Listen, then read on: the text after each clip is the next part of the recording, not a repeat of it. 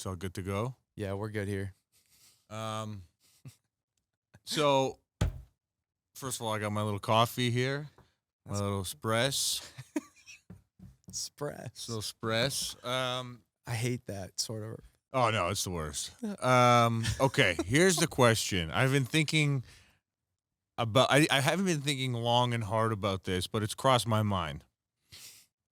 You know the apostles. Is this like a soul band from the 70s or No, the this actual is apostles? the actual Oh, okay. original I'm thinking like apostles, Eddie the and OGs. Apostles. Okay. No. Got you. You got Matthew, Mark, Luke, and John. Oh, okay. Okay. Yeah. Mm-hmm. Are those the apostles? They gotta be. I thought, now that I'm They saying have to this, be. I don't know. They must be Paul, four. Matt, Mark, Luke, John. Well, this is exactly, you said exactly what I was thinking. Isn't it weird that it's Matthew, Mark, Luke, and John? What do you think Matt would have done as an apostle? Like if it was Matt, Mark, because why you got Jonathan, you got Matthew is like a long form name because Matthew is a respectable person. Matt is not a respectable person. We have to check if Matthew is an apostle. I think he's one of the Matthew, Mark, Luke, and John. Paul? No, Peter? There is, but Where? there. I think now I'm getting. No, I think those are the main four. Like those are like the All right. four. Okay, let's go back to that question you just asked. What would Matt be doing? Is What would you're the book of Matt be? saying? Okay.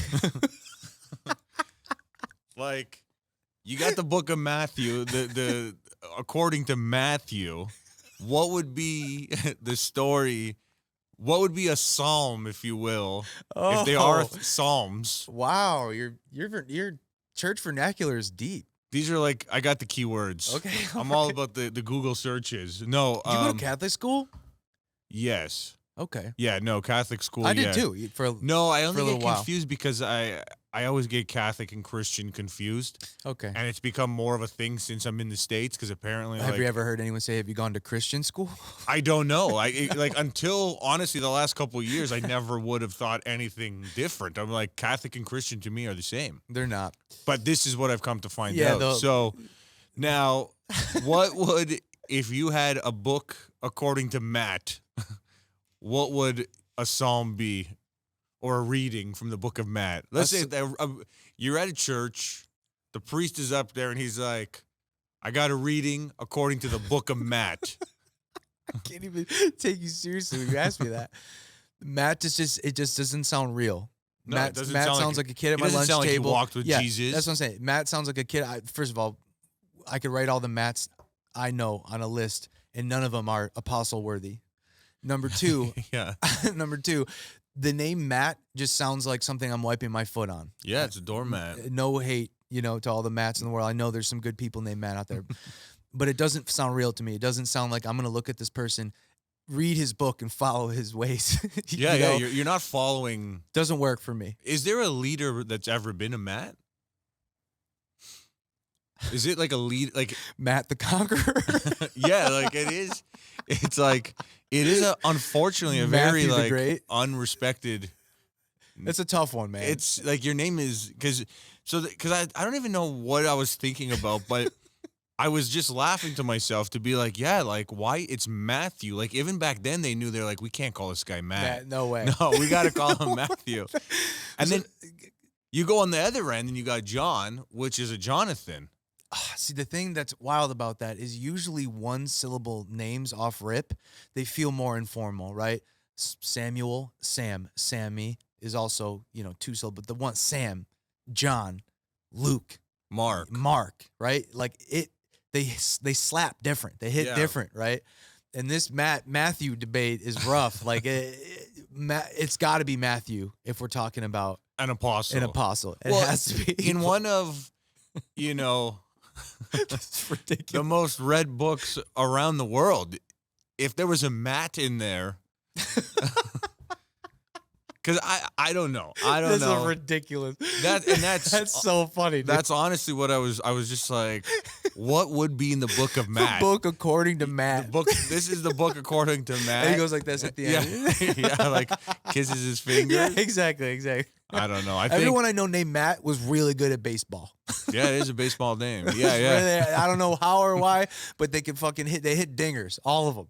I feel like I'm thinking about any Matt that I know right now, and they all have beards. That's me too. The one in my head right now Has a beard. has a beard, and he's big, and he hit dingers. Dark man. hair? Yeah, dark hair. Yeah. He's see, also bald on top. no. I don't know if I know a bald Matt. Oh, we were so close. We were so close. No, I don't know any bald Matts. He's one of my best friends. Only He's hairy such a, Matts. He's such a good kid, and he's hairy too. Yeah, he Every has. Matt I know is. This is funny.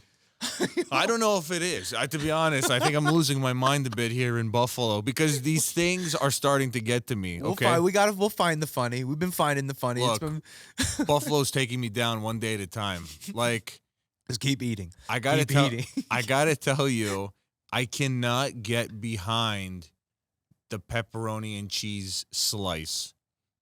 I don't eat meat. Okay, I don't eat pepperoni, but I have never in my life heard it be called a pepperoni and cheese slice for a pepperoni slice. Wait, I don't even really understand what you're asking. So you order a slice of cheese, it's cheese. Yeah. Nothing on it. Yeah.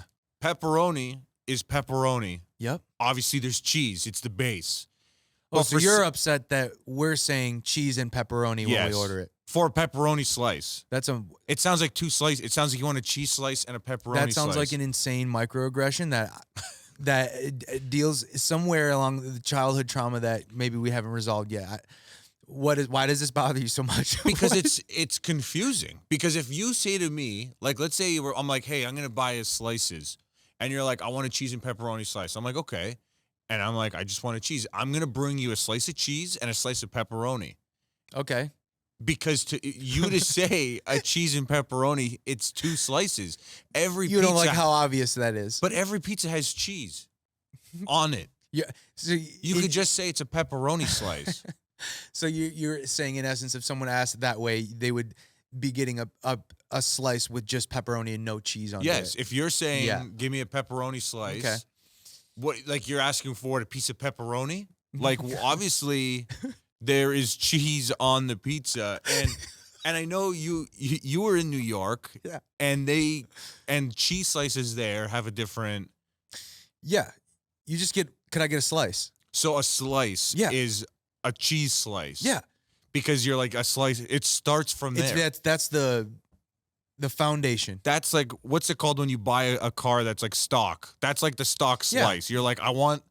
If you're getting a slice, you're getting a cheese slice. And not to mention, it's very easy to just look over it. There's only cheese slices usually when you're in there. You mostly, can I get a slice? It's like, yes, that's what you're you're the getting. only one that we got because there's no, we don't want any options here. Yeah, exactly. But no, so like if you walk into a place in New York, let's say, and you say, give me a pepperoni and cheese slice, are they giving you a pepperoni slice only? The problem with what you're doing right now is it's too formal when you're saying give me a pepperoni and cheese slice. That's how people order slices. No, you here. walk in and say 2 cheese and pep.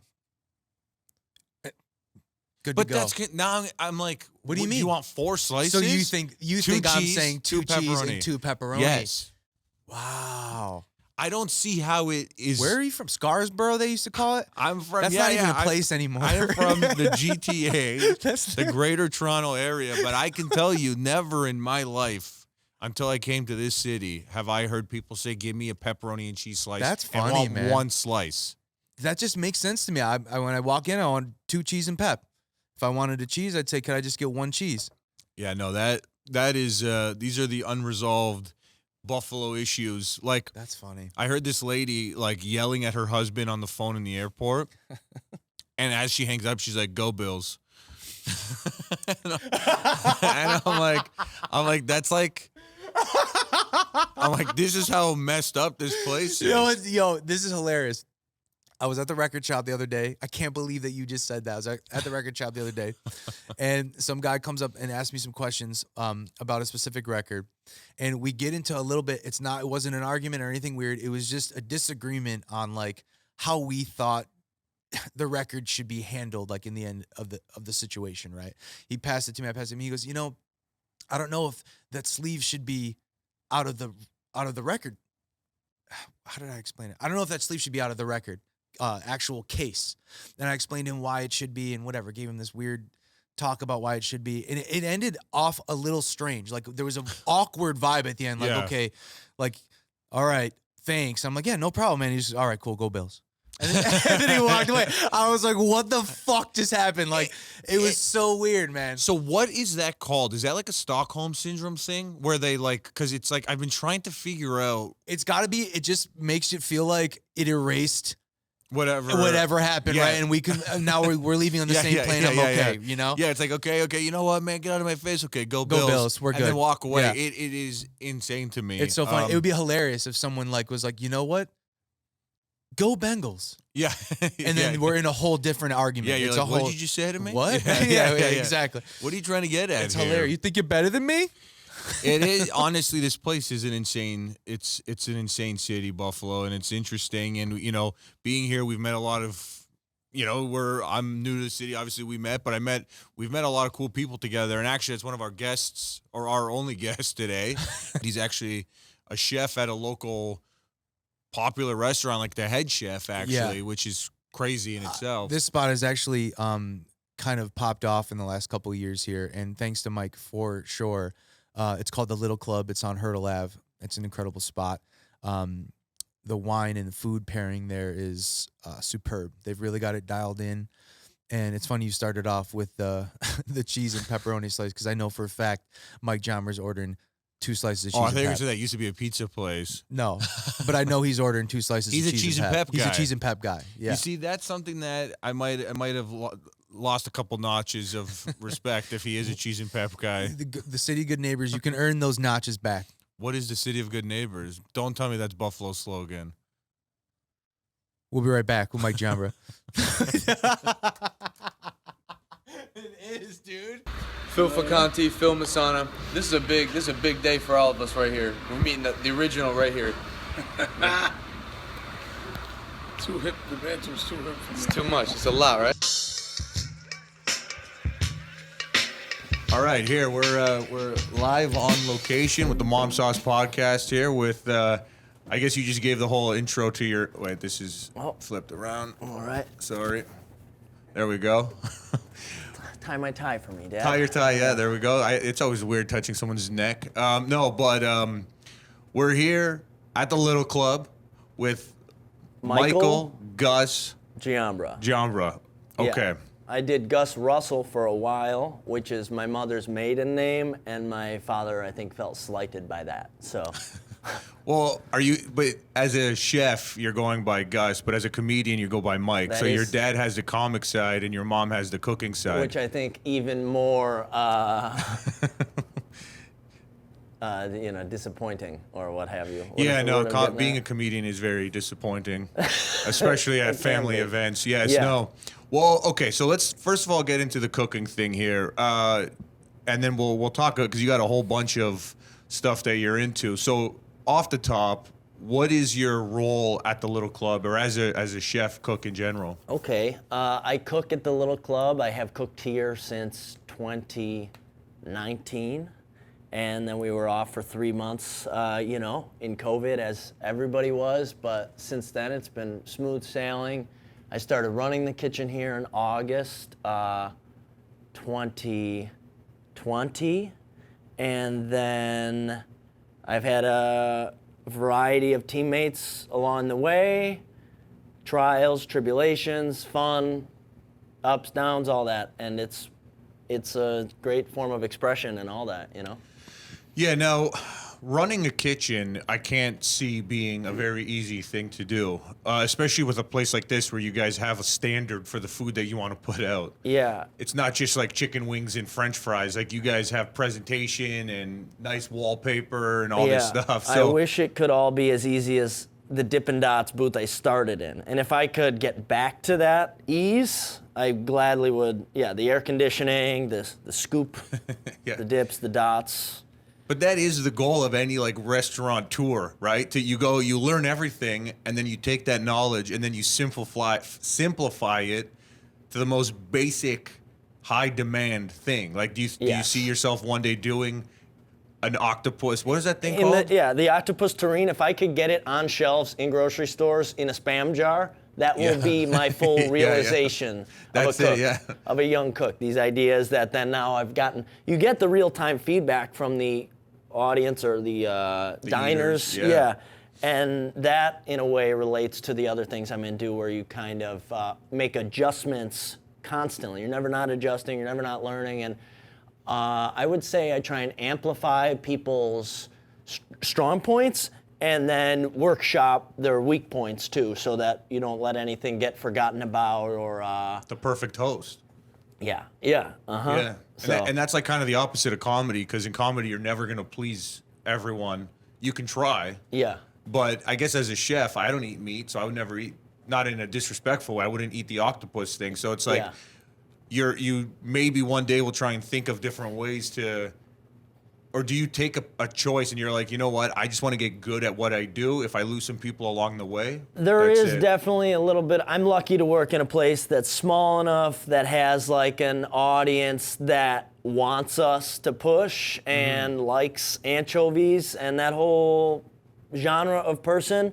So I am blessed that I don't really have to like back down on some stuff, and I pick a couple directions and I really go in them. And luckily for the non-meat eaters and all that, we do have a lot of options that are vegetables, and that's one of the things we're also kind of talked about for is the use of a lot of produce in maybe new or inventive ways, or people will say, I didn't think about using rutabaga this way or at all. So Well, it would also be like my fault to come to like a steakhouse and complain that there was only steak, Of right? course. And I think that's kind of the world that we're in now, where people will just kind of take it upon themselves to complain about stuff or whatever.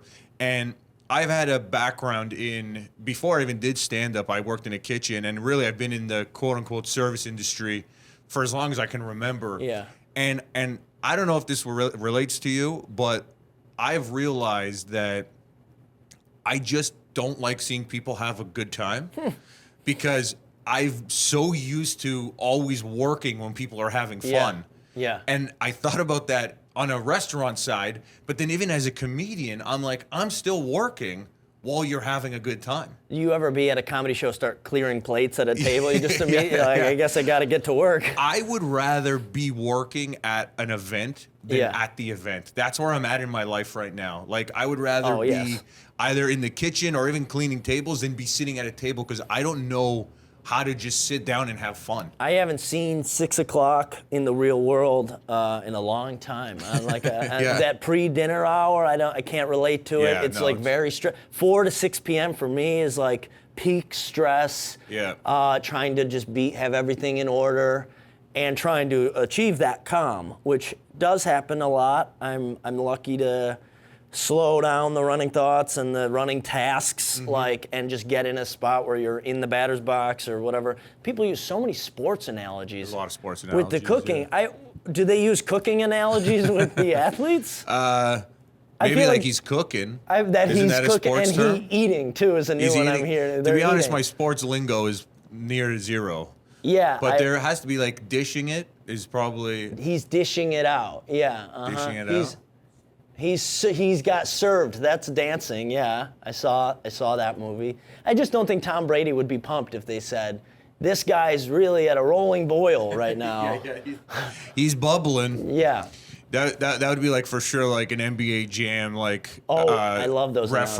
announcers. Be Yeah. like, yeah, he's on fire, or I'm trying to, if you know anyone in that industry, I'm definitely trying to be the color commentator on a real or animated sports game. I think no one's stopping you, man. It's the Yeah. internet. Just do it. I got to get out there. Yeah. Just I've go been to a watching, park and start commentating. I'm watching commentators of this guy. He puts inanimate objects, often food, on a treadmill. Okay. And they race. Okay. And you watch the watermelon, and you're cheering for the watermelon, and he's calling it like it's a sporting event. That's unfortunately the sad world we're in right now, where Yeah. we're watching videos of fruit on a treadmill. But it's entertaining, and that's maybe what humans needed this whole time. Yeah, when I tell people I'm into that, they're like, that's not the type of food content I Yeah. thought you were watching. You're not a foodie. Have you ever watched Brock Meyer? Brockmeyer? Or is it Brockheimer or Brockmeyer? I always forget. I didn't. Is that Barbenheimer? Is what you're talking about? No. Oh, Brockmeyer, man, it's the guy, I can't even remember his name, but he's a baseball announcer. Oscar Mayer. Oscar Mayer? No. The hot dog? Yeah. No. Yeah. No, it's honestly, I can't even remember his name right now. It's 4 seasons, but you would know everyone if I could remember any of their names. But he's a baseball announcer. Oh, I love it. And it opening shot, first season, first episode, he says something on air and it ruins his whole career. Oh, okay. And he ends up like in a very small baseball league, and he like dealing with his own problems. That's like, a great idea for a show. It's probably the last new show that I watched, and I was like, this is actually like, I really like the whole show. It got a little crazy in the last season, but I'll find it out. I'll have to check that out. I've always loved wrestling announcers, Buffalo's favorite, Rick Jenneret, the Clay guys on Celebrity Deathmatch. Oh, yeah. Love yeah, announcing of any kind. Yeah. Anytime I get to announce here, we'll do like a dinner here, and Yeah. I'll get to talk about a dish. And I'm like, on your way to the table is the... So wait, you guys do that here? You announce the food I don't know. like I a mean, wrestler? they might ask me to speak on like that dinner you came to. I Yeah. probably spoke for a Yeah, moment I saw there, that. and that's an exciting moment for me, I guess. And That's I get to interesting. share my only advice to every once in a while the servers will speak on something, or our beverage director, and the only thing I remember to say is project, or like in high school. Speak to the back of the room. Yeah, in high school they always mention the exit sign on in the plays. So I would speak to the exit sign, but then you're kind of just watching all the people that you're walking from the room. Yeah. No, that is for sure. Now, you were talking about the dinner rush and all that. Like, that's obviously a lot mentally to deal with. Do you take the stresses of being in a high-paced kitchen and, like, use those in real-life scenarios, or like outside of the kitchen, like for comedy or for, like, just life in general? Whatever that temperament that you develop for things not going exactly as you had planned, or unexpected curveballs and all that, I would say it makes me a better member of traffic, for sure. Behind the wheel, I am... Our most primal state absolutely. is driving. I'm much more considerate. I like to think I'm a cool drink of water at the four-way stop. Wow. Yeah. So you're just letting everyone I'm go. letting You're everyone- pissing I off let the the guy person behind me Yeah, go, you're yeah. like, go around. I'll just wait till nighttime. Yeah, exactly. So I have a lot of patience in that, maybe. Patience in the comedy rooms, especially when you're younger, it's like you get bumped and given the light early, way Yeah. more than good things happen. So Yeah. you're kind of just like, sure, okay. Yeah. And I would say the high pressure, if you want to call it that, like, all right, I'm in the moment of sharing my thoughts for laughter. Maybe my affinity for making adjustments comes in handy, fly, I yeah. guess. Yeah, because... Now, did you always have that, or was that something that the kitchen taught you? Okay, so when I would start cooking in the restaurants and it was like for real and starting to get intense, I did shake a lot more. I don't super shake now. Occasionally on stage, I might shake a little bit or put my hands in my pockets. That's usually a sign of discomfort for me, which Yeah.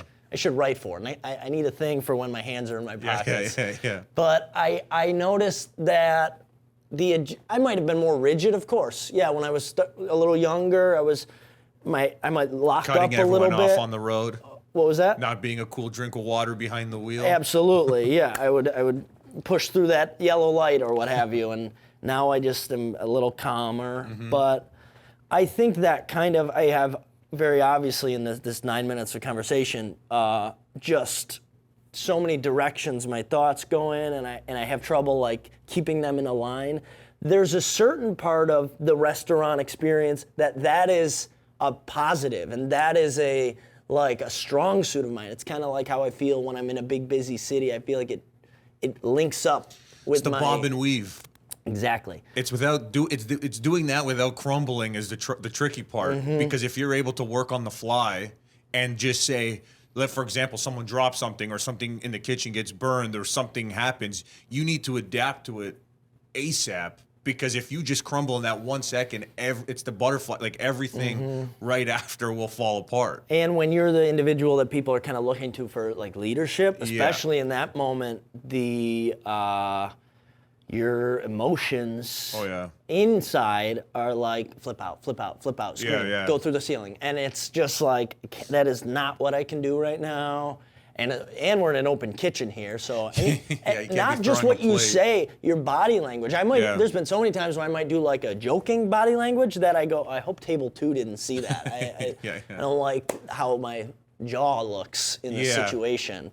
No, you are obviously. I've come to a point in my life where 9 times out of 10 want to be in an open kitchen environment. I do not even working as like a person eating, like, because like I do not want to imagine what goes on behind the scenes, and it's just like behind the scenes, all this crazy stuff's happening, and to see what's happening, it makes me feel a lot more comfortable. People speak on that every once in a while in a review. People will mention like I felt a sense of calm, or a yogi thing comes up a lot. People say like they've meditative, and from my perspective, I'm shocked that that's how it looks. I'm always like, oh man, they see the steam, they see the salt. It's like, but I get all sensitive about it. That's the experience. And there's a lot of restaurants that cater directly to the experience, and we have like one spot here where people can sit on the little drink rail and watch very closely.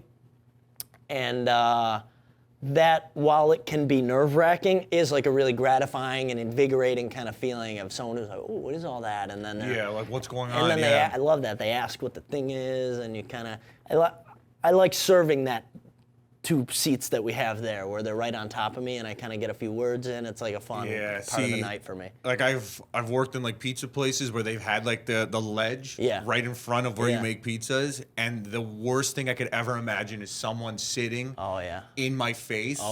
Because it's like I want to be in the open kitchen environment, because I don't want to feel like I'm in a box, but I don't want anybody near me. Like that's kind of like my, I guess, selfishness, or I'm not a good team player at certain things, and I would rather be working by myself, even in a busy situation, because a lot of things just come down to communication. And I think in a restaurant, in life, you need to have a communication where if this place is packed and I'm working by myself, I could put things in order, where if I'm now relying on you to organize it for me, it just sends me off. That was a learning curve that here I went through, because when I started, it was for the most part a one-person kitchen, and we would share shifts and we would prep together, but one person would dip and one would stay. And the setup we had was smaller and tighter too, so you could kind of work in like a closet, so to speak. Everything's within reach.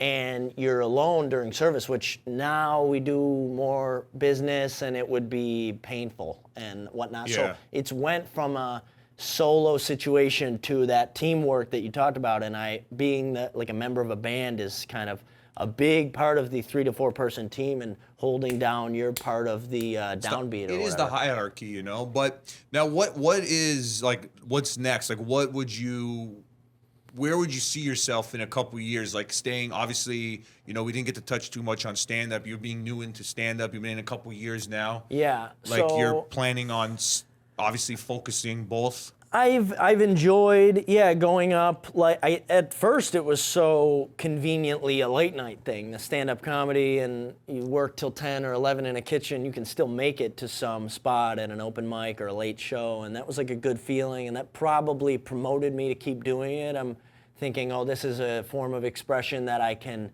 do in conjunction with the job, and then playing music in the morning. Like I'm kind of build myself this schedule that works, and I like it, and the stand-up still works, and occasionally with the leadership of a kitchen can be a little bob and weave, as you say. I've got a lot of kind of pieces to move around, but just gonna keep doing that as it grows. And with the cooking, I have like so many little super niche to be unsuccessful ideas I wanna act on, whether it's a coffee shop that sells my mopeds, you know, there's like a little showroom, and I've got the used scooters. You walk by them, there's a big goofy price tag on it, and then you get your cappuccino Alfredo, which I keep saying that to people because I had it recently. It's like a shaken cappuccino drink that's all foamy, and everyone thinks it's like cream sauce in the cappuccino.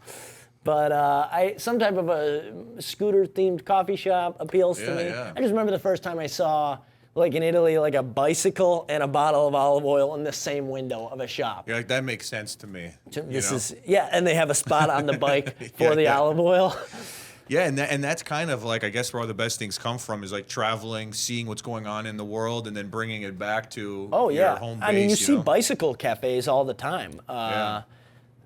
So I've kind of thought about that with my niche of the scooter and all that. Just about making a norm. Well, look, man, I'm pumped. You gotta write up in a magazine recently. Is that what you were saying? Yeah, that was a good feeling. I got to bring that to my father's house last night and show him that. He was happy. And then on the other fold of the page, they mentioned my deceased mentor, which I love. I've mentioned him plenty in the paper, and now it's nice that other people are mentioning him. But right there, so I might frame it opened. And you got this guy's crunchy salad that he credits my friend for, and then my octopus terrine. It's like an open book sandwich. Yeah. But all right, man. We got Michael, Gus, just Gus? So complicated. I got to solve this. Michael, Gus, Russell, Giambra. That doesn't roll off. I'm not a names guy, so it's probably normal to everyone else. But to me, can I go like no name that? We got the unnamed chef here. Put a bag on your head. Oh, I have oh man, I'm just gonna like keep going. I have a book that is like the mystery chef, and it looks like it was printed in like the mid-50s, and it's just got all these funny old recipes. But his whole thing is like he looks like the Riddler with the question marks, but he's got the chef whites on. Bring it back, man. Bring it back. Well, we got Michael, Gus, Russell. Giambra. Okay, yeah. Check them out. Mom Sauce. We're back. Mom Sauce Podcast. Thanks, Mark DeBonis. And we got Dom Missana. We got him behind the left and the right, not the ones and the twos. It's a camera this time. Beautiful. Round of applause, everybody. Thanks so much. Cool. Mom Sauce. It's always good to start off with a little laugh. There it is. There was the interview. Look, okay, we're back in the Mom Sauce. Are we calling this the pot?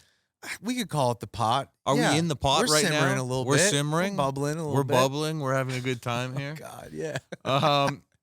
No, I was really happy to sit down and talk with him. It's obviously, I've never known someone who goes by an alias. Yeah, it's really cool. Gus, my man Gus. Yeah, like I've known comedians. I heard that comedians have stage names sometimes for crossing the border. They don't want the border to know. Oh, nice. So, like really only as comics, or my dad has nicknames for everybody, then people I didn't even know that wasn't their real name. But no, I was happy to talk to him, and it's interesting with his comedy, music, cooking, Yeah, he's super, super eccentric, an eclectic man.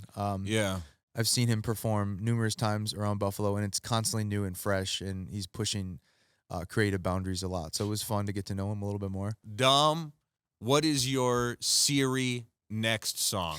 Mike being the music guy, the chef, the comedian, I feel like this is an easy transition for one of our most used segments to date, 2 times. Siri, next song. Okay. So as you remember... Okay, I don't know what you're trying to skip. As you remember, what song are you hearing on your iPod Shuffle? I'm assuming you have an iPod Shuffle. And what song are you instantly saying Siri next song to? Okay, so this is probably the most controversial and my favorite segment in our show, and I just can't wait to see the feedback we get on this, because there's going to be a lot. Shout out to Mike Giambra, shout out to Salvatore Calandra, Jake Bauer, all the cats that are about to hear this right now. I'm going to start this segment off today with Siri next song. What would I skip? Anything by the Grateful Dead. Anything. Okay. I don't even. I We could pick have any no of- reaction. It's funny because it's hard to choose a song because they're not really songs. So they're- did they come on? You're like, nope. Absolutely not.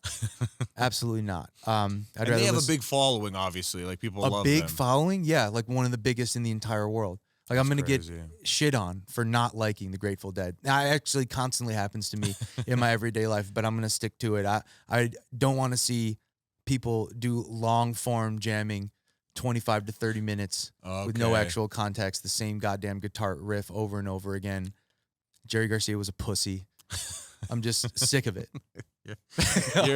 You're done with the Grateful Dead. Yeah, I'm sick of it. I'm Did you dead. ever like them? No, never. in my So entire you life. you never. All I know is their fans are called Deadheads, right? Yeah, sounds accurate. Yeah. These people follow these men around like a cult for the last 30 years, getting high as fuck and then going to their day jobs and earning a wage so they can spend it all at these fucking shows. I can't. It blows my shit, dude. Honest to God, I couldn't tell you one Grateful Dead song. Maybe if I heard it, like, do they have any radio songs? Have you heard Steel Magnolia? I think that's what it's called. Ugh. I have no clue. To be honest with you, I'd Steel have to hear it. Magnolia, piece of shit. Nah, nah, nah, with, nah, nah. Everyone's gonna hate No. me so bad right now. No, We're gonna get I've so much never hate for heard this. that. No, I've never. But okay, so you're not into the Grateful Dead, which is totally understandable. Not for a lot of people. Shout out Joe Pucciarelli. I'm gonna get so much hate for this. No, seriously. And I'm stoked on this segment because it's gonna. We're gonna see the trend of this. We're gonna keep naming people. I'm gonna see where we're at. Test the temperature of where we're at. Yeah, see what buttons you're pressing with and with who. Yeah. Now then, if that is a Siri next song for you, what would be like a Siri repeat, or some sort of like what are you into like these days, like music wise? Like, do you have a background in music? You know, you just made me. I'm gonna reverse that. I'm gonna get a different kind of hate because I'm gonna take back what I said. You know me. I love soul music, R&B, blues, jazz. I'm a traditionalist. My roots are firmly in that area of music for sure. But man, I can't believe you even asked me this question because the soul world took a big hit this last year. Smoky Robinson put out this record. I don't know if we even talked about this. He put out this record last year, and this man is known worldwide in the history of music. He's put out more than 4,000 songs. He's written more than 4,000 songs crazy. for people you all know, you've all heard. Numerous, dozens and dozens of top 40 hits. I mean, it goes on and on. Tracks My Tears. I wrote down a few. Touch the Sky. Two Wrongs Don't Make a Right. These are songs you've heard over and over again, covered by so many people. But our man Smokey, at 83 years old, put out a record in 2023. Oh, man. It's called Gasms. Gasms. Okay. It's rough. It's a rough one. So you asked me what I was listening to. I listened to this record. I listened to the So whole rough, record. not in a bad way. No, rough in a bad way. Oh, is it? It's bad. It's not good. Oh, I thought It's you were not saying that this good. is like the best No. album that he's done. Like, No. he came back with a vengeance. No, tough is good. Rough is bad. Oh, Rough shoot, is bad. Yeah. This is a rough one. It's hard to get through this one. Okay. And what really sucks about it is that it's recorded. Oh, shoot. Oh my god. It's recorded. There's all live instruments, just the way you'd think Smokey Robinson would approach recording a record. You know that there's good studio time. You know that whoever's playing the instruments sound good. You know that all the setups, all the backing track to everything, it sounds great. And then he comes on. These lyrics are insane. I mean, dude, the track list. So real quick, what I really wanted to do, as soon as you brought this up, there is a description of the record that I brought up. Maybe we could read it real fast, if that's okay. This just blew my shit. First, let's consider the title, which, coming from an 83-year-old man, is as direct as you can get while still being playful about it. But from a lifelong veteran of showbiz, it's also just good marketing. Robinson himself said he bet in part on people's curiosity getting the better of them. His voice remains supple. It's really, really hard to say that word. His voice remains supple and his style sophisticated with a touch of naughty and tucked between the velvety contours of the expected soul/quiet storm. How You Make Me Feel and Roll Around. These are arrangements as sparse and womb-like as the sensual pop he inadvertently helped invent in the late 70s. I Want to Know Your Body, If We Don't Have Each Other, These are other titles of songs on the record. After a long bout of teasing, he ends on the grapevine like Tantra of, I fit in there. Metaphorically, of course. This is insane, dude. Yeah. It's just wild, man. That is like this wasn't like a lost album that he just No. they just released. Not it. a joke at all. No, not satirical whatsoever. He just wanted to kind of push the envelope. I saw this talk. He had a little bit to say on it, and he had saw how, like, you know, recently all the social media platforms, everything is about instant gratification. Everyone's pushing the envelope on what you can and cannot see. Twitter's literally just porn now. I mean, it's just whatever. So with I don't know. oh, you don't know. Well, my Twitter it's very. I don't even know what algorithm I fall in. If you want to see nipples on Twitter, you can. Really? Yep, completely. Yeah, go home, do a deep dive. Go on X. Yeah, exactly. Yeah, anything X. Anyways, Smoky, knowing what's kind of happening in the modern climate as far as, like, you know, social media and pushing the envelope, he incorporates this within the lyrics of the songs. Gasm, literally, the hook to Gasm is gasms, gasms. You got the gasms, gasms. You're my eyegasm, eargasm. I mean, he runs the gambit. And, you know, I fit in there, I think, explains itself pretty well in the situation. Well, yeah, like that is absolutely insane that he's 83. 83. And he's like releasing this album. I'm surprised. Has anyone, because you said it came out last year? Yeah. So it's funny because the only real buzz about it is there's some heavy musicians on the record, studio cats, that are just really good at doing what they do for a long time. So what I was saying before is you can see Smokey pulling in pieces of himself. The whole record's recorded like you'd hear him break down one of his tunes in the 70s or like 80s. It's all very, like, it sounds great. Everything has its place. And then the words are just insane. Like the track listing, I mean, it's just wild, man. If he wrote that is actually pretty impressive, though. That's what I'm like on a weird, like, he still got it in there. You know what I mean? Like he's, yeah, like that's pretty. I thought you were like about that album. You're like, no, like this is insane. This is what I'm trying to say when you asked me about today's Siri next song was great. The Grateful Dead. So I always get hated on, especially my friends who like these types of artists, such as the Grateful Dead. You asked me who I was listening to. Unfortunately, I listened to that record. This was the recent listen, and man, I took a hit from the things that I like. Took a hit. Oh man, it was a really rough one for me to kind of take down. I listened to the whole record top to bottom with my dad today. I like forced. As soon as it started playing, he goes, "Oh yeah, this sounds great. This is Smokey right here." And then the lyrics, and he's like, "What the fuck is going on?" It's like a joke. It sounds like a joke. At first, I thought it was a joke. Someone put out this video on Instagram that was like, does everyone know Smoky Robinson still writing music? Yeah, 83 years old, came out with a record last year. I had to do a deep dive on it, and I couldn't see believe what it's it, all man. about. Unreal.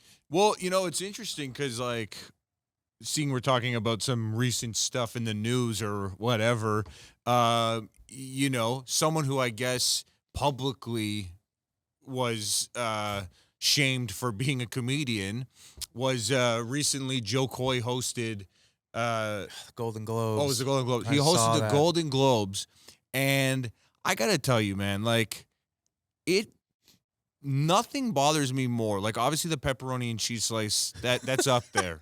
But nothing bothers me more than these like influencer people who have an opinion about something that they have no clue what they're doing. Like, I haven't watched the video. I know because a lot of my friends on my social media or whatever, they're comedians, and a lot of people are saying the same thing. It's like, yeah, he just did a corporate show, which is what the Golden Globe, you're hosting for the industry, which is probably the worst audience I was literally ever. just going to say, how hard would a job like that be? Like, people have no idea what type of pressure, what type of job this is, what you need to know, the research you have to do. Come on, man. And it's like, look,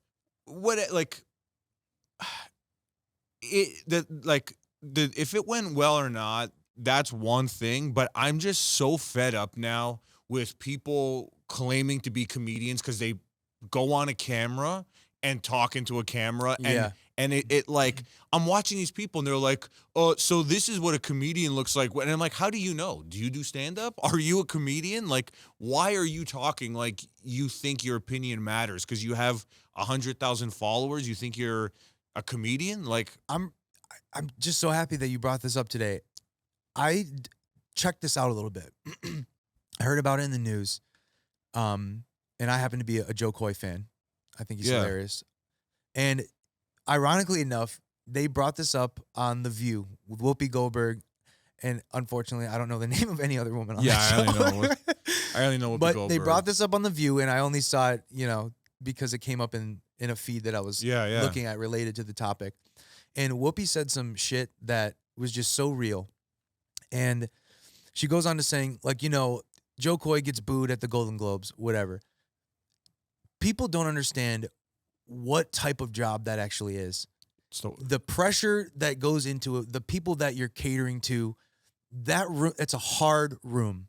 It's a really hard room. And she said it herself. Whoopi Goldberg mentioned in this interview how tough of a room that would be and the pressure someone like that would be under. So to even just be up there having a flow and making it work, that's just like... And you really can't be in the moment because it is going to be the worst audience ever, right? Like you're literally, in my mind, you're performing to the industry. And think about who we're asking. This is Joe Coy.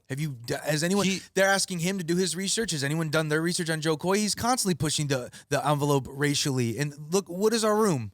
Yeah. Read the room, It's, It's funny. He goes on I watch his monologue, and it's funny.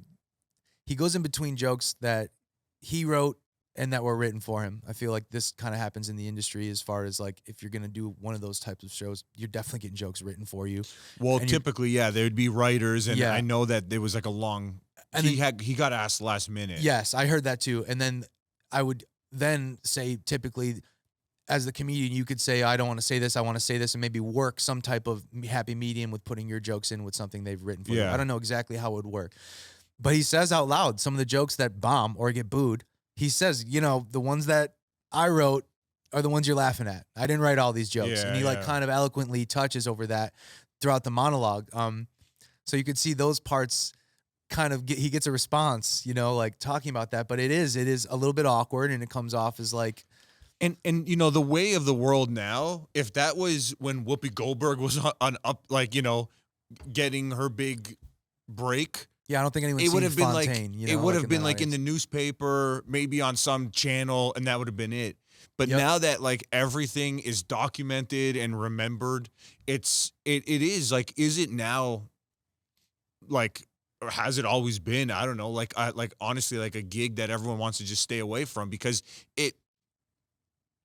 I don't know who it's like really made a career for, but it's like probably hurt more people as a host. To be on like an award show. I never thought of it like that before. You're because right. Like what is really the point of it? I'm sure the paycheck's great, right? And but a lot of these hosting jobs, you got to live with that forever. That true. Like who cares at that point, right? Yeah. A lot of these happen. You hear about it. Just happened with Joe Coy too. A lot of these people get the gig last minute because someone bailed. Yeah. Or and I wonder why they bailed or whatever. That's a whole thing there, right? Exactly. Yeah. The whole. I'm sure we could find out more info on like what the process is of like getting someone to do a job like that. It's got to be like who's hot this year, who did what, who would look good, like that's whatever. All, management stuff, at the end of the day, there's one thing of like open mic comics like talking at the back of the room like they're comedians, and I'm like, you're at least getting on stage, you're trying material, you're doing something, but they're like, it's not only with the Joe Coy thing. Like I've seen these like influencers have opinions, even with like the Matt Rife thing. It's like, who are you to like talk about? Who cares if you don't like it? It sucks so bad Forget too, about because it. it's like the biggest influence is like are these people. That as soon as is it the catches problem. on, it ruins it. As soon as it That is the catches on, problem. it's like an avalanche of people who are just more active in a TikTok world. Yeah. They don't know what it takes to be a comedian. They don't know the preparation it takes to go on stage and express yourself through an instrument because or all an their voice. influencer does is just steals other people's content. Without a doubt. That's all it is. It's Yeah. like, oh, let me just see what's trending.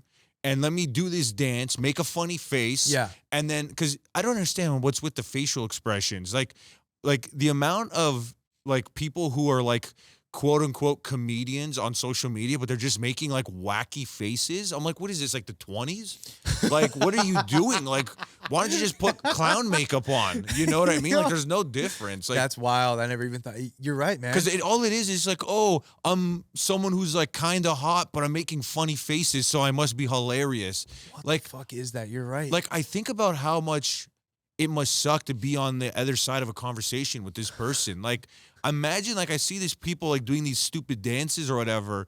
I think to myself, what do they tell people they do? It's Oh my God. embarrassing. Well, the word influencer is hilarious. Like, Yeah, well, you're at a Thanksgiving dinner and they're going I'm on the an table. influencer. I'm an influencer. Yeah, I'm an and influencer. it's just is hilarious too because like you'll catch these kids who like they're loaded.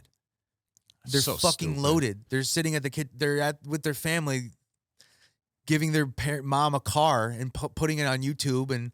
Yeah. I'm an influencer. I'm an The whole yeah. thing, man. The facial expression thing is wild because TikTok kind of took off with that whole. I don't even know what it's called. I don't even know what It's like ASMR. You know what I mean? Yeah, like and it's I know what you're talking about too. I would love to be able to do an impression of it, but I can't. no, They're there's like a face. yeah, they do like these weird. It's some of it's cross-eyed, some of it's like bubbly with a tongue out. You know what I'm saying? Like it really fucks me up, dude. It seems like you know what it reminds me of. It reminds me of like when they post videos of the first versions of like robots, Yeah. like with real faces. Where Yeah, they're just yeah, like, yeah. They That do is like a stare and then like that's terrifying. a weird smile. That's what it reminds me of. That's Like, terrifying. That's exactly what it is. I don't Where understand. it like turns and looks. Yes, Yeah. yes. And I have I don't understand the fad or like why it's cool. Look, The Big Short was a movie about the car market or whatever the hell it was about. America crashing. The housing Okay. market. The housing market. I'm telling you, wait till they pull the plug on all this influencer stuff. Oh, they're gonna die. This is gonna be the next big thing. Is I don't care if it's TikTok, if the algorithm changes, something's gonna happen. No more Instagram. No Like, more that's the something. headline. Yeah, exactly. Yeah, yeah. Then it's like we're gonna see how your funny face, saves you when How you're funny dancing is your on the fucking corner. face at the co-op? Like, yeah. cashing people's vegetables. Oh out. my God. All right. Yeah. All right. Well, look, we had a good time here. I think. I don't know. Did we? We had fun. I we always have a talked. good time with you, Mark. We Always, talked, man. We make it work. We made it happen. We talked a lot. We got to the bottom of stuff. We got to talk with Mike, aka Gus Russell, Giambra. Let's get out of here with a quick Go Bills. You down with Go that? Bills, man. Go 1, Bills. 2, 3, Go Bills.